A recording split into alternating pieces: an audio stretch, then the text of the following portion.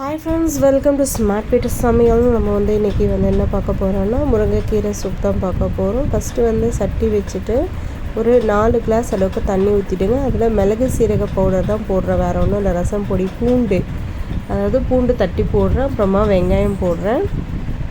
2 வெங்காயம் போட்டுட்டு ஒரு அரை தக்காளி போட்டுட்டு நல்லா மிக்ஸ் பண்ணிவிடுங்க. பூண்டு தட்டி போட்டாச்சு. அதுக்கப்புறமா முருங்கைக்கீரை இலைகளை வாஷ் பண்ணிவிட்டு முருங்கைக்கீரையை நம்ம அந்த சட்டியில் ஆட் பண்ணிக்க வேண்டியதான். இப்போ பாருங்கள், ஒரு 10 நிமிஷம் அதை பாயில் பண்ணால் போதும். ரொம்ப நேரம் பாயில் பண்ண வேணாம்.